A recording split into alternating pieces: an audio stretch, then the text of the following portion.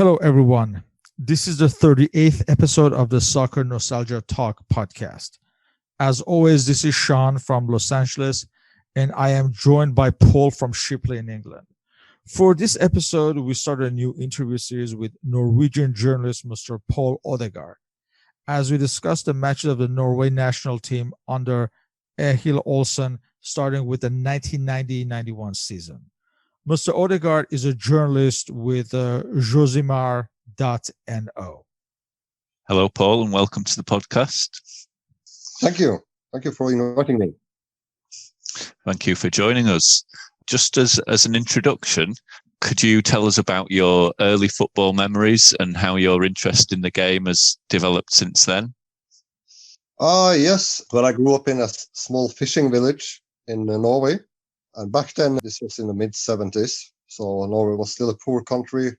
I just discovered oil, but we had yet to exploit it. And Norway was very connected or looking up to Great Britain or England for everything. For example, the state broadcaster were basically a blueprint of the BIB. And also the football, because the football season in Norway, because of the climate, is over the summer. So when they had this national betting on football, they had to fill what were they going to bet on the rest of the year. So when a national broadcaster started broadcasting matches from the English Football League, so you really had a very Anglophile Norwegian football community. So my first memory is hard to say because you never know if you really remember it, or if it's a constructed memory from pieces you heard or seen. But I do believe I remember the 78 World Cup, because my parents were one of the first to buy a television set. So all the fishermen came to our house to see the World Cup on a tiny black and white screen. And I've never seen the men in our village act like that. They never act like that otherwise. They were serious. But in front of the TV screen, when Argentina, Holland, and so on played, they were delirious. Then I developed, because all of us liked football there. Everyone had their English favorite team. So in this era, everyone were Liverpool fans, so I was by default one as well. And then it developed, I especially developed a passion for Latin football. It was something exotic. You only saw it really in the World Cup. Watching Brazil in the 82 World Cup, for example, like many others, was a big catalyst for that.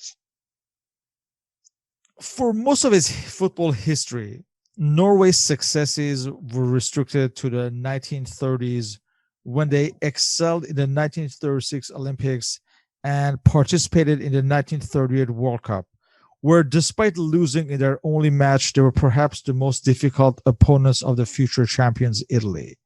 Since then, Norway had been in the doldrums internationally, with no qualifications to any major tournaments. Its successes lay mostly with the performances of a handful of players who were relatively successful abroad in foreign clubs, such as Halvard Thorsen in the Dutch league or Age Hareide in the English league. It took the appointment of Egil Olsen, also known as Drillo, in the fall of 1990 for Norway to enjoy its best era since the pre-war years.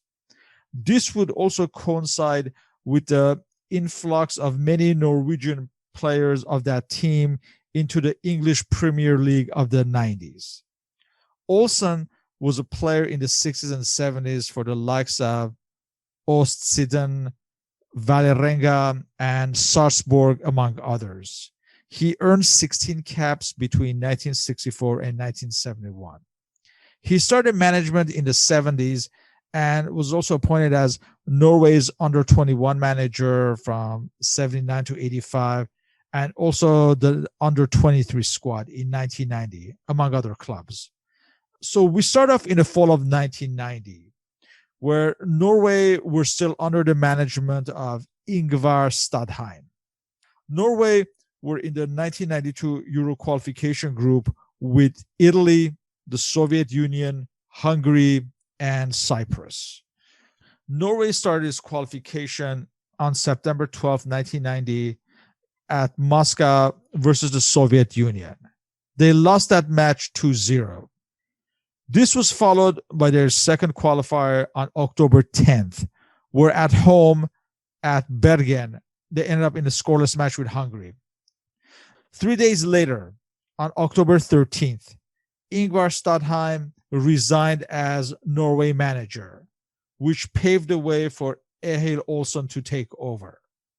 What do you remember as far as the resignation? It seemed somewhat sudden just after 2 matches.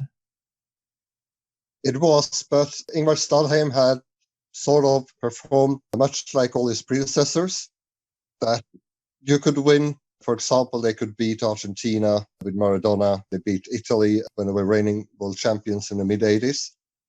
But they could only win these unimportant matches. Think about their 1981 World Cup qualifying win over England with his famous commentary of Bjørge Lillelien. That is, I think it has been voted the most famous football commentary. And this just explains, like, Norway had no chance to win the World Cup or qualify for the World Cup. I mean, we were always ending up last in the group. But just to beat England, it was like we had won the World Cup final. And when Ingvar Stadheim was fired, it was with little fanfare. I mean, he hadn't done too bad. He was a very sympathetic guy. But the Norwegian public never really had any faith that Norway could qualify for the World Cup. They just wanted to at least improve. But as this started very badly, he resigned. And then it was natural that the U21 national coach took over. I think he took over on an interim basis first, and then later they hired him full-time, especially as he got results. Egil Olsen, as a player, he was a Marxist. The Ostsiden in Fredrikstad, the town he grew up, is a very working-class district. So he was very much involved in union work and so on. But as a player, he was a dribbler. He was a very creative player. He was not a very disciplined player. And he was could spin like legends, like the Garrincha legends, like he dribbled one man and then he goes back just to dribble him again. He was that sort of player. As a national coach, the complete opposite. The most significant change when Drillo took over, Egil Olsen, was that he had an extremely academic approach. Because his inspirations were the founder of football statistics, Charles Reap. So it's a very old, I think it's English, Charles Reap. And he started in the 50s doing statistics and what you could find out. And one thing that he found out was, like, the fewer touches a team had on the way to the opposition's goal, the bigger the chance to score. So the quicker and the more direct the ball went into the opposition's area, the more your chances to score increased. So Egil Olsen was very fascinated by this and even worked a bit with Charles Reap when Charles Reap was 95 years old. And this was Egil Olsen, what his philosophy was all about. His other great inspiration was another English coach called George Curtis. He's not very famous in the world, but he's famous in Norway because he also coached Rosenborg in the 70s, along with the Norwegian National Team. And George Curtis also had a very novel strategy. In this era, man marking was king. Like, everyone man marked all over the world, practically. But George Curtis introduced a zonal marking defense. And it's very interesting because George Curtis was actually sacked by Rosenborg, even after winning the league and then becoming second in the subsequent season. But the thing is, they hardly scored a goal. So people didn't care to go to the matches. Because I think in a 30-match season, they had a goal average of 15-5. So let in 5 goals in the entire season. And with Egil Olsen, it's also very solid defensively. That was like the trademark of Norway under him. And if you look at the 2 World Cup qualifications in the 90s, they only let in 7 goals in 18 matches. So then you're quite solid. Then you're prepared for a nuclear attack. The solo marking, no one else did it, and especially not such a high degree of it. And it was very successful. And in this European qualification campaign for the Euros in 92, Norway didn't qualify, but almost made it. And most memorable was probably the 2-1 victory over Italy. Had a very good team at the time. Just a couple of weeks into his tenure, Norway host a friendly against 1990 World Cup surprise Cameroon at Oslo at Bislett Stadion on October 31st. For this match, for his very first match, Egil Olsen awards first caps to Roger Nilsson and Øyvind Leonhardsen, who would be integral parts of his squad in the coming years. Yeah. So for this match, we have in goal Erik Thorsvedt of Tottenham in England, Tor Peterson. At the time, he was at IFK Gothenburg in Sweden. He would later join Oldham Athletic a couple years' time. The captain of the team, Rune Bratseth of Werder Bremen at Germany. And he was one of the success stories of Norwegian players abroad. He had won the Bundesliga title in 88, would win again in 93. Yeah, he's probably the best Norwegian player in our history. He capped off his career with the 1994 World Cup. Then you have Roger Nilsson of Viking Stavanger, Erik Pedersen of Tromsø, Lars Bohennen, future Forest and Blackburn player. At the time, he was at Young Boys of Bern in Switzerland. Per Egil Olsen from Fortuna Düsseldorf in Germany. Øyvind Leonhardsen of Molde. He'd be replaced by Jan Halvar Halvorsen of Hertha Berlin in the 75th minute. This was Halvorsen's fifth and final cap for Norway. His caps were all in 89 and 90. Then you have Gunnar Hall of Lillestrøm. He'd be replaced by Stig Inge Bjørneby of Kongsvinger in the 55th minute. Of course, Gunnar Hall would join Leeds and Bjørneby would join Liverpool eventually. You have Goran Sorloth of Rosenborg. You have Tor Andre Dalum of Start. He'd be replaced by Jan Age Fjørtoft of Rapid Vienna in Austria. Of course, Fjørtoft is a cult figure at Middlesbrough since. So this match, we noticed that of these players, first let's go through the score. Norway would comfortably win 6-1. Bratseth would open the scoring in the 16th minute. Bohennen would score in the 40th. Dahlum in the 42nd minute. Fjørtoft would score twice in the 69th and 74th minute.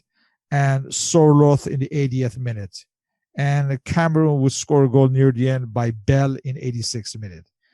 So a very comfortable win.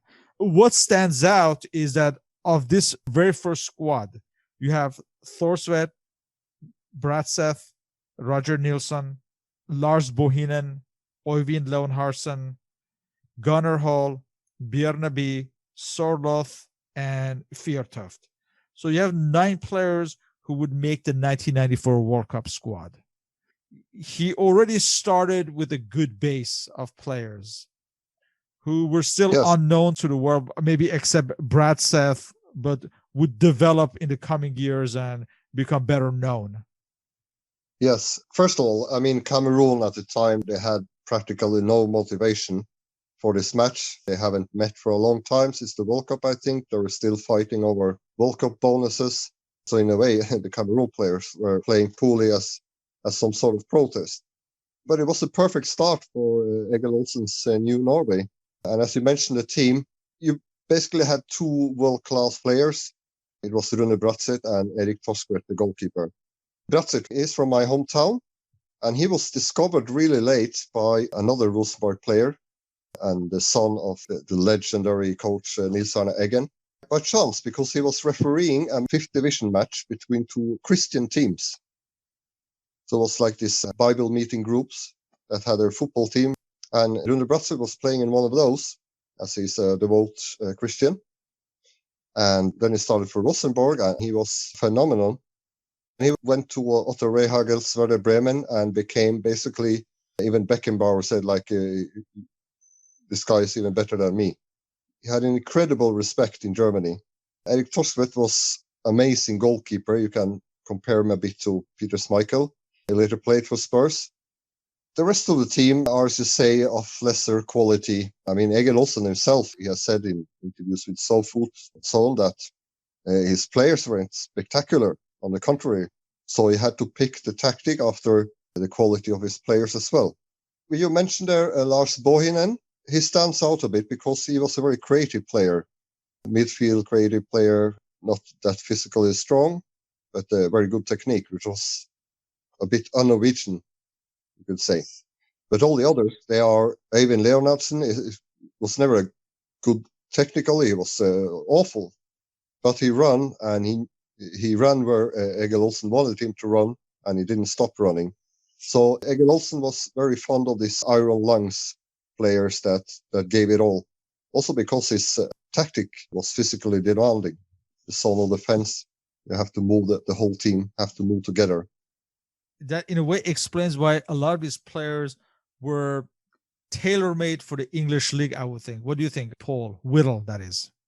Yeah, yes. And obviously the connection that you mentioned earlier with England as well, that so many of these players later came to England. I think at the time maybe only Torstvedt, did we say, of this team. Gunnar Halle, he came to Oldham, I think, later this season, maybe around January 91.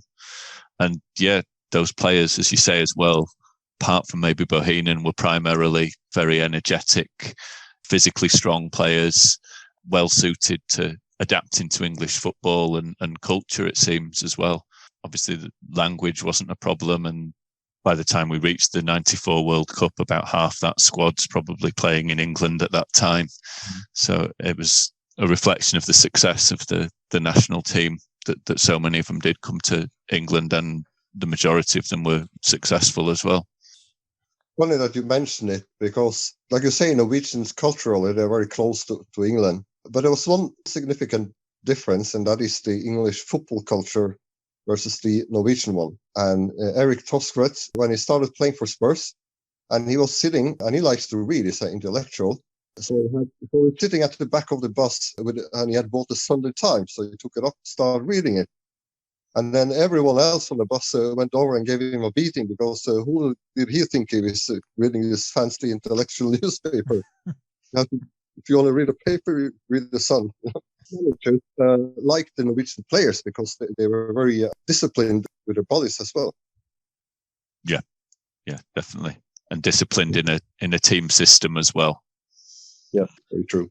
So this victory already, because Egil Olsen had, when they beat Italy 2-1, later on we're going to get to that, but you had a lot of young players that were already drilled in this style of play from the U21 national team.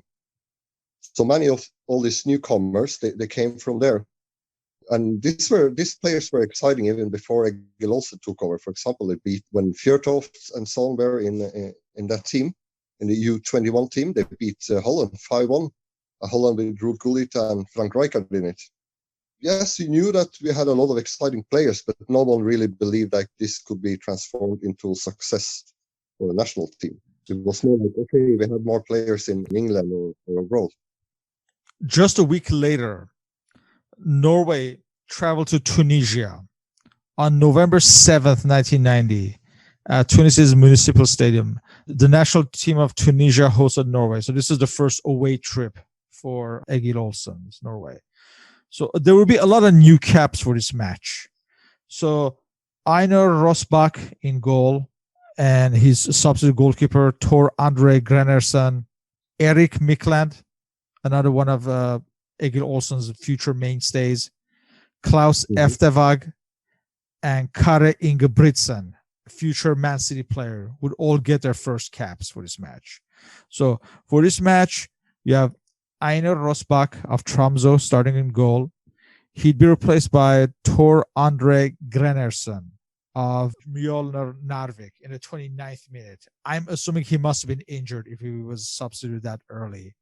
Yeah. This would be Grenersen's one and only cap for Norway as a substitute goalkeeper. You have Pål Lydersen of Start. He would join Arsenal the following season. Tor Petersen, IFK Gothenburg in Sweden. Roger Nilsson, Viking Stavanger. He replaced by the debutant Erik Mykland of Start in the 79th minute. Erik Petersen of Tromsø. Kare Ingebrigtsen of Rosenborg. Klaus Eftevag of Start. Øyvind Leonardsen of Molde. Stig Inge Bjørneby of Kongsvinger. Captaining the side, Goran Sorloth of Rosenborg. And Tor André Dahlum of Start. We mentioned all the debutants. Also, Klaus Efterwag, he would only get 3 caps, but that would be spread over 5 years from 90 to 95. As far as the match itself, Norway would win 3-1. Dalum opened the scoring in the 38th minute for Norway. Ingebrigtsen doubled the lead in the 57th minute. Tunisia pulled the goal back from Masakni with a penalty kick in the 63rd minute. And Dalum again rounded out the scoring in the 75th minute. Another comfortable win, but again, this was an experimental side. They couldn't get most of the professionals or foreign-based players like Thorsvedt and Bratseth. It gave an opportunity to try out new players, of which Mikland would have the most effect, I would say. Yeah, yes. I mean, Mikland also was a very untypical Norwegian player. Technique was brilliant. He's small. Myggen is his nickname, which means the mosquito. It's funny because we also had Jan Ivar Jakobsen versus Mini. Yes. And I think we get to that. For the World Cup lady, he actually managed, when he started putting names on the back of the shirts. The first World Cup this happened was the World Cup in the United States in '94. And then he managed to get Mini on the back of his shirt instead of Jakobsen. Oh, but yes. Mikland will become very important. Otherwise, it's like you say, he is also looking for his team, but he already has a clear idea. Like these players can fit in that role.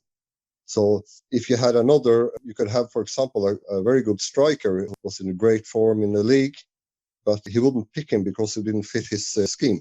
So he had okay, if this player was not available, he had club duties, he's injured or he's not 100%, then the next one in line would come. And this could change over time, but he had a very clear system who to play in which position. A week after this match, Norway had their 3rd qualifier. The first qualifier with Egil Olsen in charge. This was against Cyprus at Nicosia. And obviously, Norway is expected to win these types of matches against what was considered a minnow opposition. For this match, you have Erik Thorsvedt of Tottenham in goal, Tor Peterson of IFK Gothenburg, captain of the side, Rune Bratseth of Werder Bremen, Pål Lydersen of Start, Carl Peter Loken of Rosenborg. He would also be part of the 94 World Cup squad. This was his first appearance with Olsen. He'd be replaced by Erik Petersen of Tromsø in the 65th minute. You have Lars Bohennen of Young Boys Bern in Switzerland, Sverre Brandhaug of Rosenborg, Øyvind Leonardsen of Molde, Gunnar Hall of Lillestrøm, Goran Sorloth of Rosenborg, Tor Andre Dahlum of Start, and he'd be replaced by Jan Age Fjørtoft of Rapid Vienna in Austria in the 79th minute. Again, the match was a straightforward win for Norway. Goran Sorloth scored in the 38th minute, Lars Bohennen in the 49th, and Sverre Brandhaug in the 62nd minute. And that's how they rounded out the calendar year of 1990. Despite the win, again, they were expected to win, so you can't really make judgments about how Egil Olsen's tactics were taking shape at this point, I'm assuming. That's right. You had some change because what Egil Olsen, perhaps his biggest legacy, is changing how Norwegians think and see football. And today, it's a lot more academic, you could say, how we see football. We analyze it a lot more. But back then, we never did that. We saw the match and this player is crap. This is he is too chicken. This guy is lazy. But you never had terms like transitions or pressing, and he introduced those because he strictly spoke in those terms. He was very, very on the point. I mean, in interviews after matches, for example, there were hardly any emotions. I mean, Egil Olsen himself, he comes across a bit like autistic because he hates music. He knows the name of every mountain or river in the world. He's basically a very strange person. He had this disease, so he have to wear rubber boots, like rain boots. And it's not the type of manager that dress up in a fancy Armani suit, this tracksuit all the time. So he got a lot of attention because of his personality, I think, more than the results. And when people started listening to him, what is he talking about? Zonal marking? What does that even mean? And so the Norwegian press actually had to learn this themselves and then explain it to the Norwegian people. So later on in the World Cup qualifiers, because at this point the Norwegian public don't start to dream, or yes, there were reasons for optimism, but qualifying for the World Cup in a group with England, the Netherlands, Poland, and Turkey, tough luck. No, at this point, the optimism in Norway, it was nothing out of the ordinary yet. We start the 1991 calendar year with a friendly at Vienna's Praterstadion against Austria. Austria were also rebuilding because they had a disastrous 1990 World Cup and were not in their best form as well. For this match, we have Einar Rosbach starting in goal from Linn, Oslo. Tor Petersen of IFK Gothenburg in Sweden. Per Egil Olsen, he was back in a Norwegian league with Brann. Pål Lydersen from Start. Carl Peter Loken of Rosenborg. He'd be replaced by Erik Pedersen of Viking Stavanger, 85th minute. Kare Ingebrigtsen of Rosenborg. Sverre Brandhaug of Rosenborg. Øyvind Leonardsen of Molde. He'd be replaced by Dag Risnas of Kongsvinger in the 68th minute. Stig Ing Bjørneby of Kongsvinger. Goran Sorloth of Rosenborg. Jan Age Fjørtoft of Rapid Vienna of Austria. He'd be replaced by Tor Andre Dahlum of Start in the 68th minute. And just to point out that on the substitute bench, you have Frode Grodas of Lillestrøm, who would also be one of the substitute goalkeepers for the 94 World Cup. And let me quickly run through the Austrian squad as well. You have Michael Kunzel of Rapid Vienna. He replaced by Franz Wolfart of Austria Vienna in the 46th minute.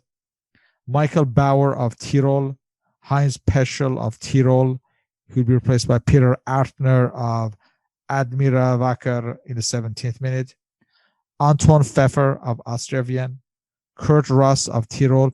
He'll be replaced by Gerard Wilfurt of Casino Salzburg in the 46th minute. Manfred Zach of Austria Vienna. Peter Stoger of Austria Vienna. He replaced by Arnold Vettel of Sturm Graz in the 86th minute. Peter Skotel of Rapid Vienna. He replaced by Manfred Linzmeier of Tirol in the 60th minute. Alfred Hortnagel of Tirol. Andreas Ogris of Espanyol of Barcelona in Spain. And Anton Polster of Sevilla in Spain. The side managed by Alfred Riedel.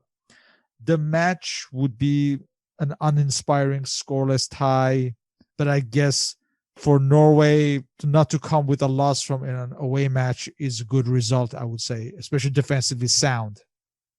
Yes, Egil Olsen was very clear because he was very optimistic. He believed like it was possible to qualify, and he had very clear it was still 2 points for a win, if I remember right. Yes. So it was very clear, like you have to win at home and draw away, and that we qualify. So yes, for him, a draw away is a good result. And come away with a clean sheet with his new tactics, of course. But then again, if I can say, he was a lot more concerned with the number of chances created than the number of goals, and also with the number of chances opposition could create on his team. He could lose 1-0, but if that was the only attack the opposition had and Norway had wasted 10 clear-cut chances, he would be satisfied apart from the result. But then Norway had played well, statistically. We come to Norway's next qualifier on May 1st at Oslo, the national stadium, Ullevål Stadion. They took on Cyprus. And again, this was supposed to be a routine win against Cyprus. So for this match, you have Erik Thorsvedt of Tottenham in goal. Tor Petersen of IFK Gothenburg of Sweden.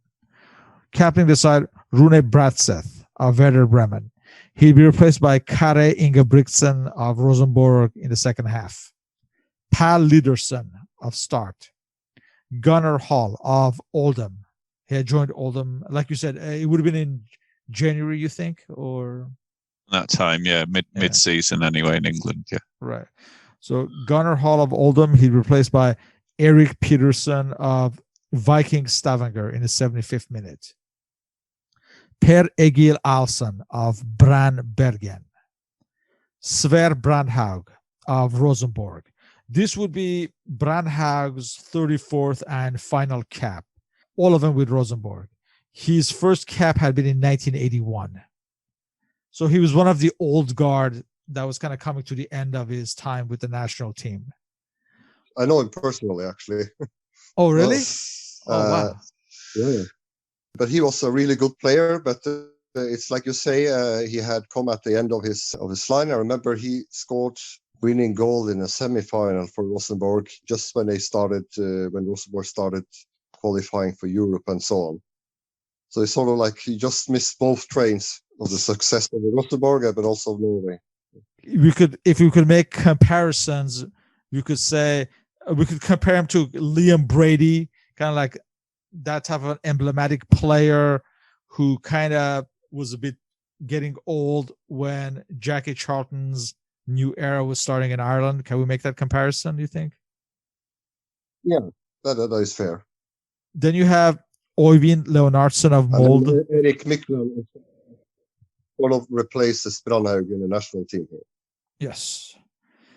Then you have Stig Inge Bjørneby of Kongsvinger, Goran Sorloth of Rosenborg, Tor Andre Dahlum of Start. Like we said, this match was a straightforward win, 3-0, just like the first leg. So Pål Lydersen started scoring with a penalty kick in the 49th minute. Tor Andre Dahlum scored a second in the 65th minute, and Goran Sorloth in the 90th minute. So easy win at home. A few weeks later, on May 23rd, same venue, Oslo's Ullevål Stadion, they played a friendly against Romania. For this match, you have Erik Thorsvedt of Tottenham in goal, Tor Peterson, IFK Gothenburg, Sweden, Per Egil Olsen of Brann Bergen, captaining the side Rune Bratseth of Werder Bremen, Pål Lydersen of Start, Erik Pedersen of Viking Stavanger. He'll be replaced by Kare Ingebrigtsen of Rosenborg in the 64th minute. Karl Petter Loken of Rosenborg. He replaced by a Tor Andre Dahlum of Start in the 84th minute. Lars Bohennen of Young Boys Bern of Switzerland. Øyvind Leonardsen of Molde. Making his national team debut, Jan Ivar Jacobsen, Mini. At the time, he was at Young Boys of Bern in Switzerland, teammates with Bohennen. Goran Sorloth of Rosenborg. He replaced by Jan Age Fjørtoft of Rapid Vienna in Austria in the 26th minute. And quickly going to the Romanian side, you have Florin Prunia of University Craiova, Dan Petrescu of Stoia Bucharest, Dorinel Muntinau of Dinamo Bucharest, Emil Sandoy of Universitatea Craiova, captaining the side Mircea Rednik of Bursaspor in Turkey, Nicolae Zamfir of Universitatea Craiova, Ion Timofte of Politehnica Timișoara, Sorin Vlecu of Politehnica Timișoara, Pavel Bedia of Universitatea Craiova. He replaced by Ion Moga of Gloria Bistrița in the 54th minute. Marian Damashin of Dinamo Bucharest. He replaced by Zoltan Kadar of Universitatea Cluj in the 62nd minute. Ovidiu Hanganu of Cornivul will be replaced by Tudorel Cristea of Dinamo Bucharest in the 82nd minute. Side managed by Mircea Radulescu. Norway would win this match 1-0. Fjørtoft would score just a minute after coming on as a sub in the 27th minute. Again, a good win, But we must specify that Romania were under strength with that Hagi, Lakatush, Raducoiu, all the foreign-based stars. But nevertheless, it's a morale-boosting win ahead of the clash with Italy, less than a month's time. Exactly. Egil Olsen getting these results, even if they don't mean anything or tournament or anything like that, is that he creates this winning mentality, I think. I think all his easy wins or starting in this manner really help the players believe in his philosophy. And lots of clean sheets as well. Very, very sound defensively. The other thing I noticed, like, he's not chopping and changing the team from match to match. It seems to be like a set pattern that also builds confidence. As far as at this point, what was the mindset ahead of this reference match against Italy? Because obviously that match changes everything. I think the mindset that, at least how it was portrayed to the Norwegian public, it was more like he explained that they could beat anyone if they believed in his system. So his system was everything. And he told the players, like, if you follow my system, and he explained them, then it's going to be almost impossible for the opposition to score, because they are not as clever as we are with the solo marking. We can get them on the counter-attack. So this was like solid defensively, the team working in tandem in solo marking system, pressing. He adjusted his pressure after the opponent. So if you had an opponent that liked to have the ball a lot, he pressed a lot higher up. And that's it. So I think it was like, it started more with the players first than the public. Like the players say, hey, this is really interesting. We can beat anyone if we do what they say. And I'm sure Italy never expected the improvement that Norway had made. I don't think they really came to Norway thinking they're going to face a tough task. For this generation-changing match or reference match on June 5th, Norway took on Italy, the last World Cup hosts, at Oslo at Ullevål Stadion. For this match, they would cap off and end this season.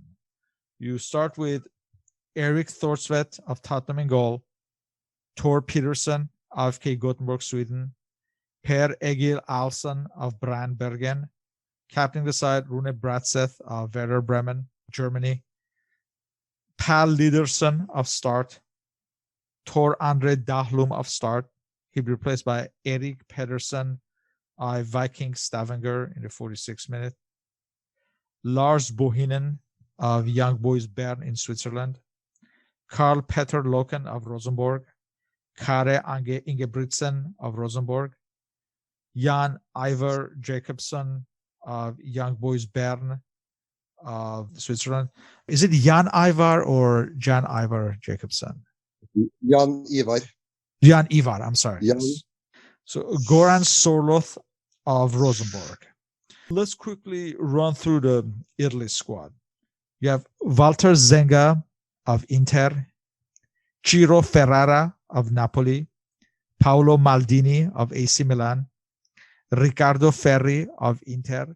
He'll be replaced by Giuseppe Bergomi of Inter in the 76th minute.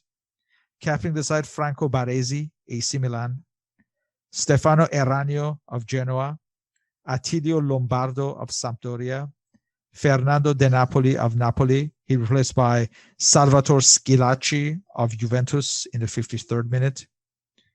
Gianluca Vialli of Sampdoria, Roberto Mancini of Sampdoria, and Massimo Crippa of Napoli in the side managed by the late Azeglio Vicini.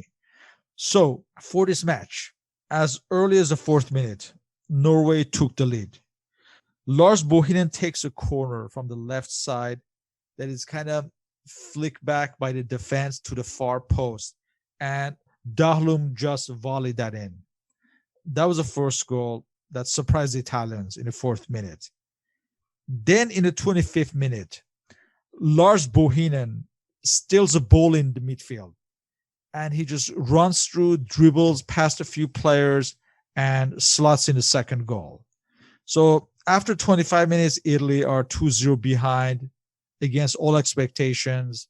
in a way, this result also signaled the end for Azeglio Vicini as Italy manager, even though he would remain for the rest of the qualifiers. But that was the death knell for his tenure as manager. Italy in the second half, Salvatore Schillaci, the 1990 World Cup top goal scorer, he had come in as a sub, and he would head in the 79th minute. This would be his seventh and last goal for Italy as well. It was a very morale-boosting win, and like we said, it's often referenced as far as the first signal that this generation was to be reckoned with. And not just Norway, because obviously those of us who didn't live in Norway, we heard a lot about this match and its ramifications, obviously about Italy, but also a new team that was to be taken seriously for the future. And also, I think it may have been a day before the match, I think the under-21s were also playing, and the Norway under-21 team defeated Italy 6-0. So that was also as part of the narrative for this victory, both for Italy as an end of an era, but for Norway as start of an era. Exactly. I have an anecdote about that match, which sort of illustrates this, how this was a real turning point for Norway, or at least in the Norwegian psyche. Because before the match, I think it was a weekday, because I'm pretty sure I had to go to school the next day. Probably would have been a Wednesday, if it's a qualifier, And I remember my mother, she's a school teacher, so she was away, so I was home alone. I was about 15, 16 at the time, and had a friend over to watch the match. And we had a few beers together, which we shouldn't, since I had to go to school the next day. But he wasn't that, he liked football, but he wasn't interested in it as we are. So he was saying, like, Norway going to win. I said, yeah, right, they're not going to win like Italy, or like 10 times better than them.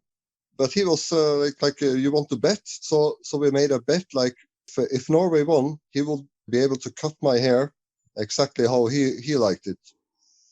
And then Norway went off and beat Italy. So he had to cut my hair, and I had long hair because I was into heavy metal at the time. So he shaved me on one side. I had like long hair on one side, and I was shaved on the other. So going to school the next day, and like everyone was, what have you done? It turned out to become fashion, like the new bass player in Metallica. Shortly after, he came with the hair as me. But this was like me that were really interested in football. I watched everything my eyes could get. But I was wrong. Like, Norway beat Italy. It should have been impossible, but they beat them deservedly too. It wasn't like a freak goals or freak victory. Yeah, no, they were dominant. And also, as you say, and the 6-0 victory of the U21 team as well, it was really making headlines, not only in Norway, but abroad. And yes, that really did something with the Norwegian public, but it still hadn't come to the levels that about a year later. Something else, I want to see if you can jog your memory on this. Somewhat unrelated. Do you remember how Bergomi was sent off in this match? That was a strange event. Do you remember? Yes, I remember. He was sent off. Yeah, but the manner in which he was sent off. So he comes in as a substitute, and I think it was a sequence where he was arguing with a referee. I'm not sure if I'd committed a foul or not. Yeah. But as he's walking back, he trips over like one of the Norwegian players and accidentally clamps on his hand and falls over. Do you remember that sequence? I've always found it strange how he was sent off for this match. But anyway, that's a different discussion. Yeah, I remember. Now that you say it, yeah.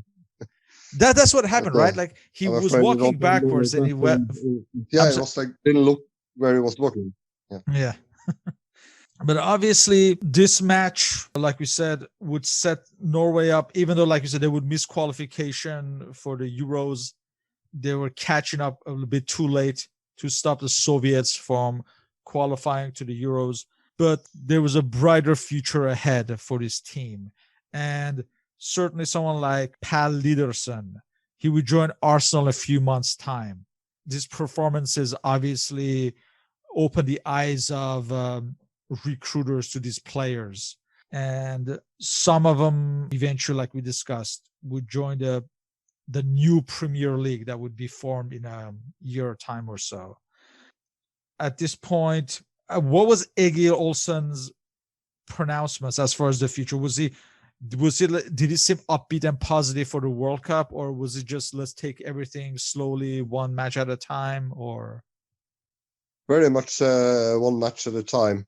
Like I said, he was a lot more concerned about performances, his system worked well, than the result itself. But he was also very clear that he was very pragmatic. So he knew, like, if I need 1 point in, let's say, in Istanbul, I don't care how I get that point. As we will get to later, he received a lot of criticism for destructive defensive football, or it wasn't that pretty to look at. But he said, well, give me the job to train Brazil. If you give me the right players and I use my system with them, then definitely no one can beat us. It's all the ones I have. So he was still a couple players away from his ideal team, like Kjetil Rekdal and Jostein Flo, and even Erland Johnson would join the team in the coming years. But like we discussed, about 9 of these players would be part of his World Cup squad in '94. And let me ask you, I guess both of you, I mentioned the Liam Brady comparison. Can we make a comparison with Egil Olsen being in charge of Norway to the same effect as Jackie Charlton being manager of Ireland? Kind of a manager who comes in, who's a bit unorthodox, who sets his team pattern based on the players that he has available and to their strengths, so to speak.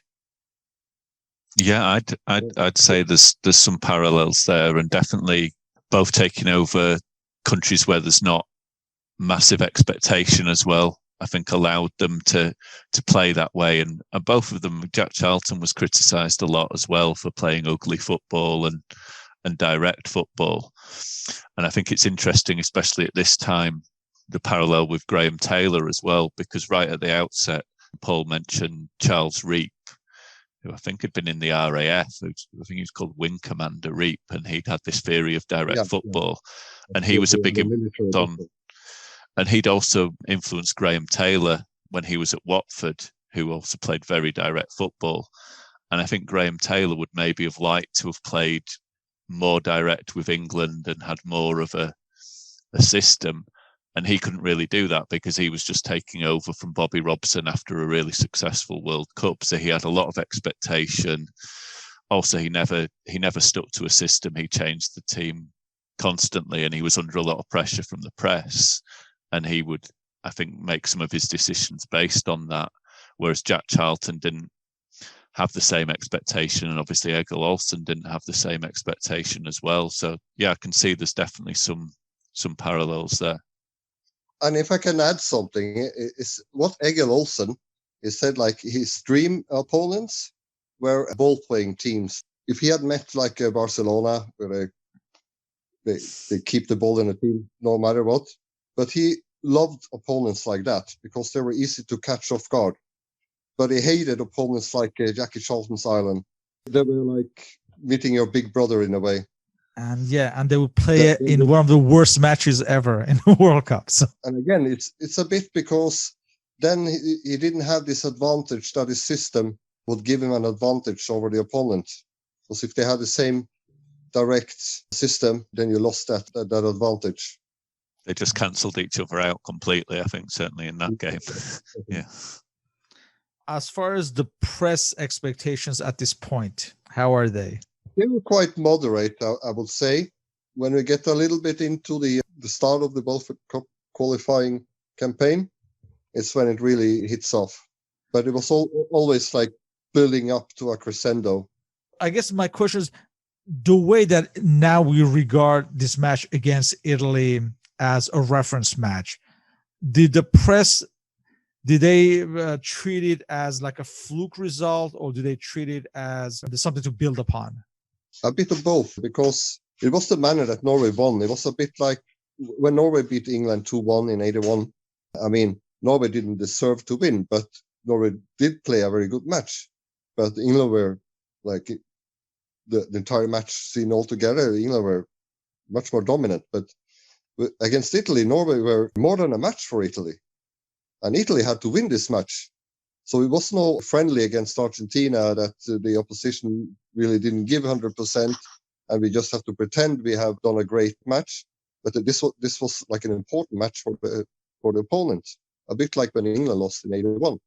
So yes, there was like a slowly dawning that, hey, maybe this nutty coach has a point.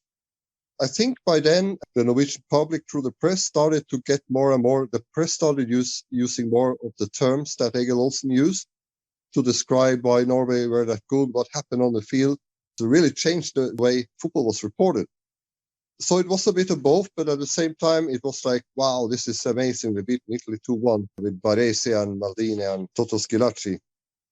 And then you had like this expectation running up into the World Cup qualifying, the draw. When most people saw the draw, they thought, okay, that was that dream, because it was a very tough draw.